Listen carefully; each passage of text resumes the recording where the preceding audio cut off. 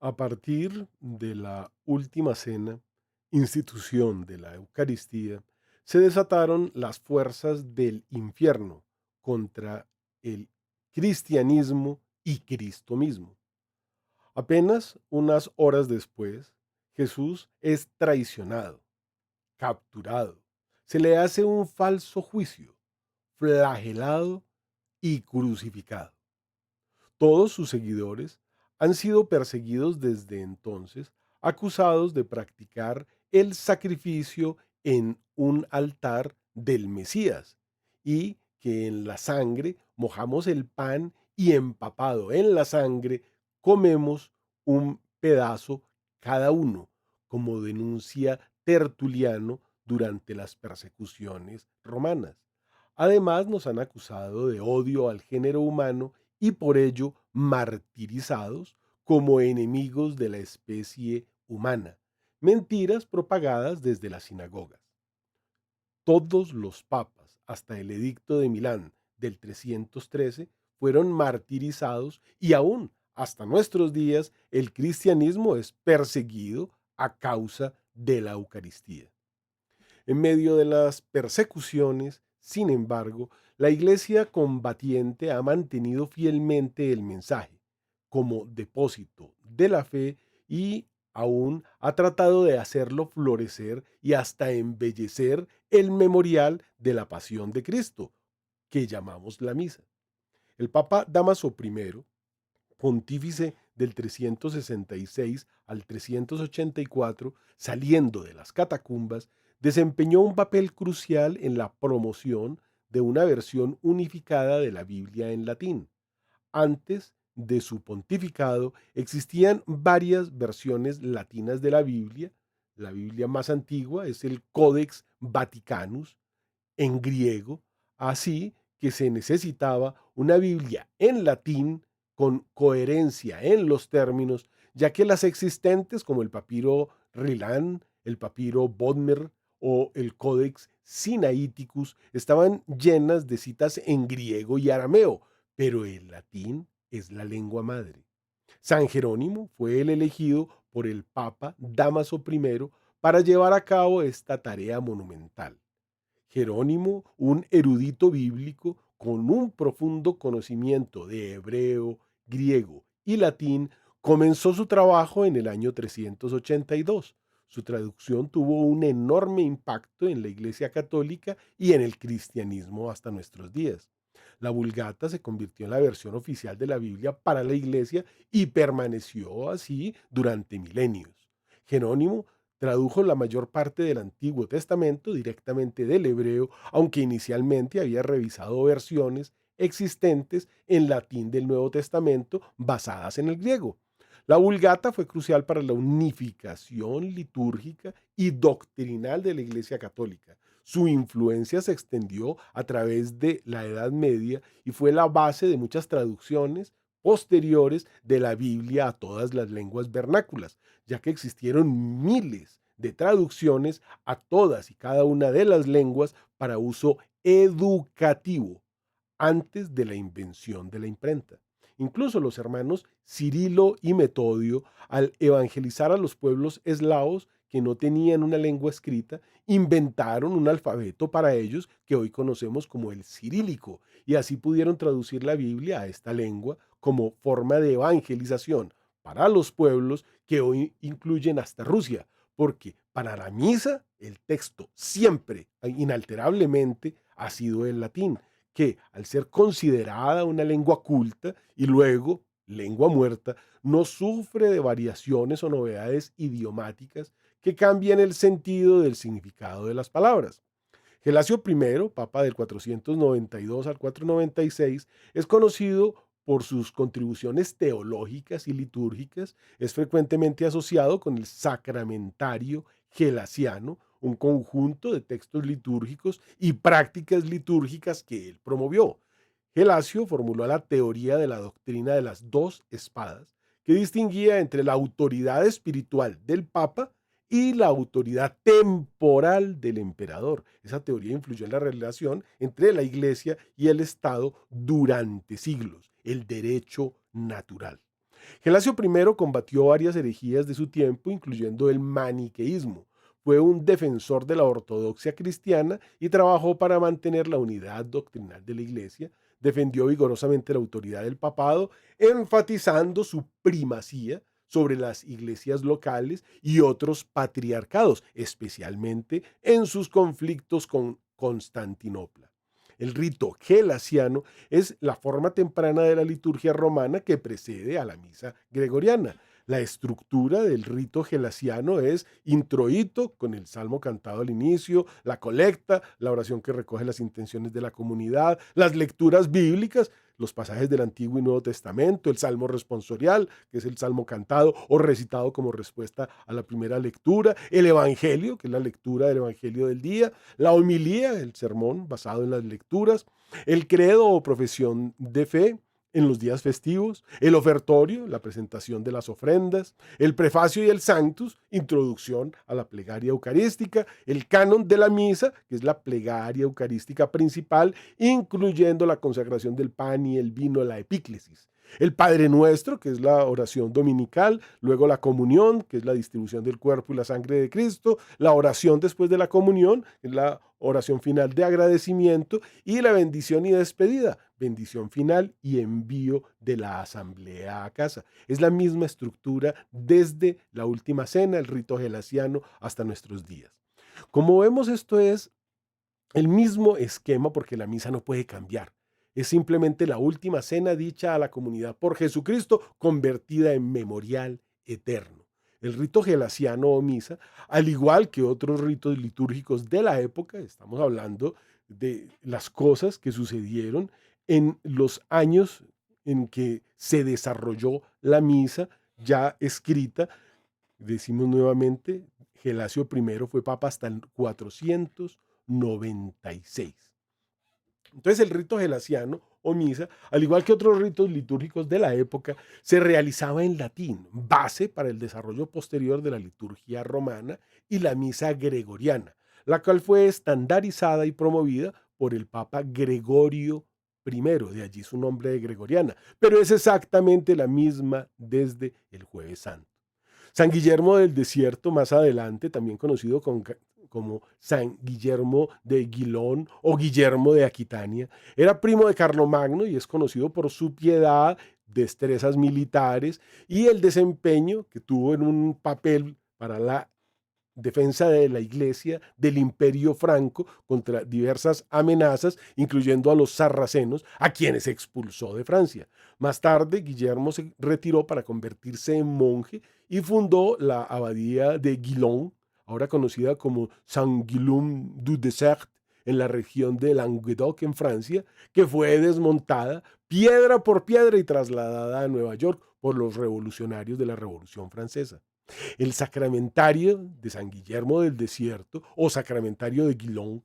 que data de finales del siglo VIII, es un manuscrito que contiene textos litúrgicos según el rito del Papa Gelasio, de lo que hoy se conoce como la misa gregoriana o canon tradicional de la misa. Están todos los elementos que demuestran que la misa es la misma y nadie la puede cambiar. Es una de las fuentes importantes para el estudio de la liturgia de la Iglesia católica en la Alta Edad Media y proporciona valiosa información sobre la misa en latín. Es una prueba de cómo se celebra la misa en la época carolingia. El manuscrito se conserva en la Biblioteca Nacional de Francia. Durante los primeros siglos del cristianismo, las liturgias eran en gran parte locales y basadas en tradiciones apostólicas transmitidas oralmente. De allí la importancia de estos textos para que no se olvide el orden original, ni algún despistado clérigo se atreva a introducir novedades. La Didaquea del siglo I y la traducción apostólica de Hipólito del siglo III ofrecen algunos de los primeros vislumbres sobre las prácticas litúrgicas. Estos textos proporcionan instrucciones sobre el bautismo, la Eucaristía y otras ceremonias, pero no detallan el rito. Los concilios de Nicea del 325 y el concilio de Calcedonia del 451 ayudaron a mantener la uniformidad litúrgica y doctrinal en el mundo cristiano. Hay una larga lista de santos y padres de la iglesia que sin cambiar la estructura sí introdujeron elementos que la realzan y embellecen, como por ejemplo San Ambrosio de Milán, que murió en el 397, conocido por su papel en el desarrollo de la liturgia ambrosiana, introdujo los villancicos que él mismo compuso en la misa de Navidad y también compuso muchos himnos que se incorporaron a la liturgia y seguimos cantando. O San Gregorio Magno, que murió en el 604, introdujo el canto o salmodia y la promoción del canto que llamamos hoy gregoriano, que lleva su nombre y en los salmos dice salmodiad el nombre del Señor. Sus reformas litúrgicas contribuyeron a la estandarización de la misa en la iglesia. San Jerónimo, como decimos, pues tradujo la Vulgata, que tuvo este impacto profundo en la liturgia, ya que se convirtió en el texto bíblico utilizado, lo que permitió un estándar que impidió las novedades herejes. San Gelasio, como hemos dicho, papa hasta el 496, con el Sacramentario Gelasiano, sistematiza y regula la liturgia romana en latín. San Benito de Nurcia, muerto en el 547, nos deja la regla de San Benito, que incluye directrices detalladas sobre la oración y la liturgia en la vida monástica. El Concilio de Elvira del año 300 ordenaba que el celibato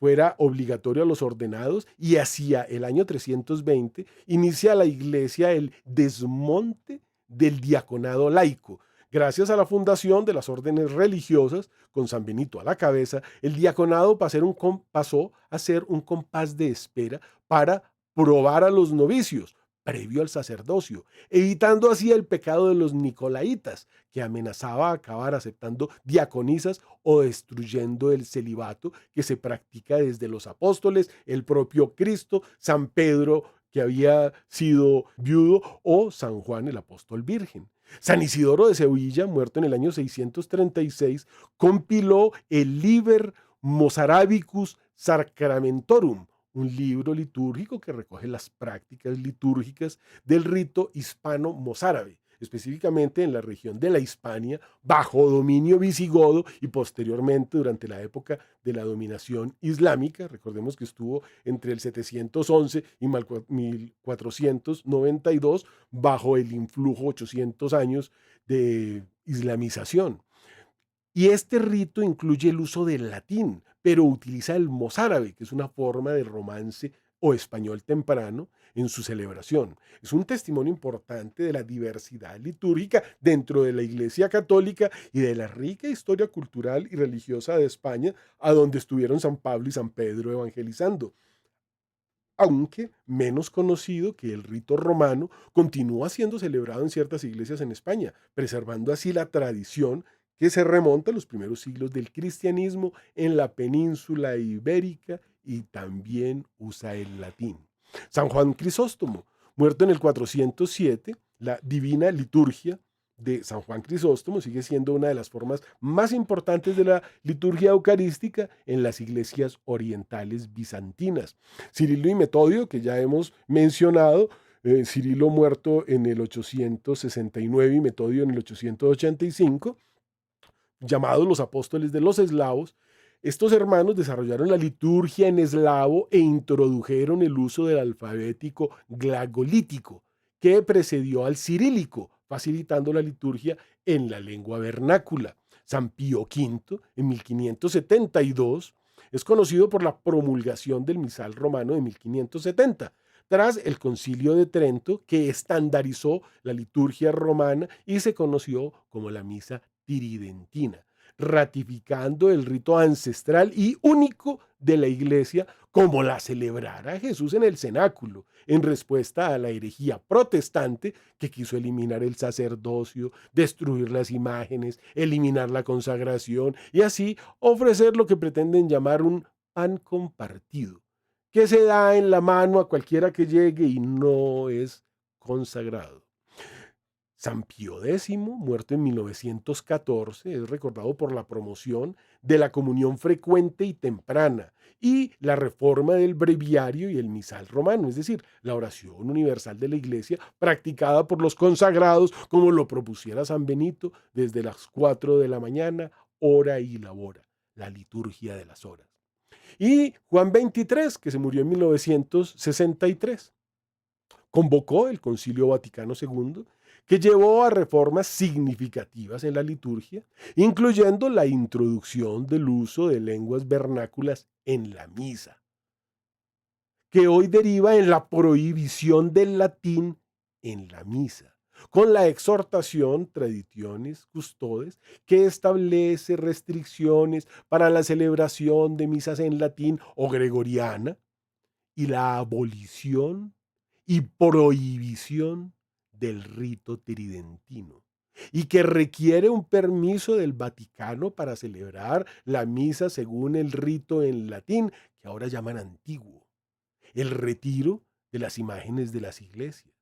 el cubrir de pintura blanca las antiguas decoraciones artísticas que adornaban los templos, introducir música electrónica y otros instrumentos alegres como tambores, guitarras, incluso eléctricas, y voces de ritmos modernos en la Eucaristía y en el canto del Padre Nuestro, al ritmo de canciones del llamado rock, una música profana, la comunión en la mano, permitir el ingreso de perros a la misa, el relajamiento en las vestimentas para el ingreso a los templos,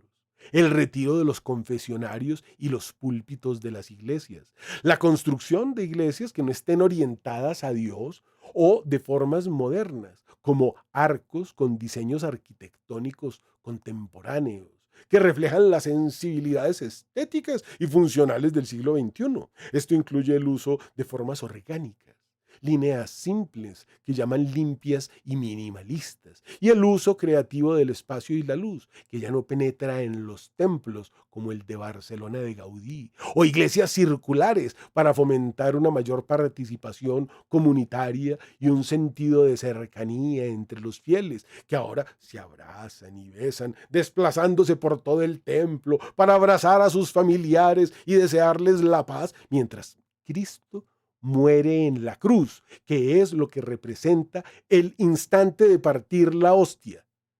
Estas formas pueden simbolizar la unidad y la inclusividad,